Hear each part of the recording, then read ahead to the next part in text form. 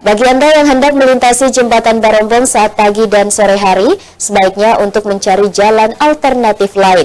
Pasalnya di jam itu kendaraan padat merayap hingga memicu kemacetan panjang.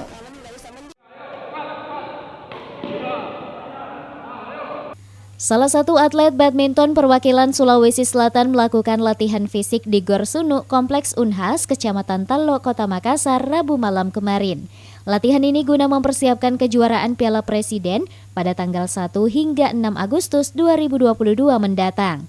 Namun akomodasi tiket, transportasi, dan penginapan tak ditanggung oleh pemerintah Sulawesi Selatan. Menurut Kusnadi Teta, semua fasilitas persiapan Piala Presiden mendatang disiapkan oleh PBSI Sulawesi Selatan. Hanya saja setiap atlet untuk latihan persiapan dikembalikan ke klub masing-masing. Kalau untuk pengurus komunikasi dengan Dispora Provinsi itu dilakukan oleh Pak Ketua PBSI Provinsi sendiri, dalam hal ini Pak Depo Kadafi.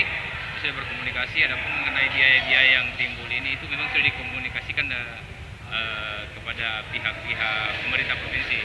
Dalam hal ini kami hanya pelatih di lapangan mempersiapkan atlet bagaimana supaya bisa tampil maksimal pada ajang Piala Presiden ini.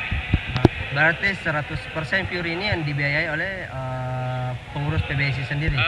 Pengurus PBSI ya, entah itu sumbernya baik dari swasta maupun dari pemerintah Provinsi Sulawesi Selatan sendiri. Berarti sudah pemerintah provinsi sudah memberikan sumbangsi juga terhadap itu? Meskipun persiapan ditanggung masing-masing klub serta bantuan dari PBSI Sulsel, pihaknya tetap bertolak ke Jakarta untuk mengikuti Piala Presiden Agustus mendatang. Sebanyak 13 atlet ini nantinya akan bertanding dalam 11 kelas, yakni tunggal anak-anak putra dan putri, kelas tunggal dan ganda pemula putra dan putri, serta ganda campuran dan ganda remaja putra dan putri. Rusma Wandirara, Celebes TV.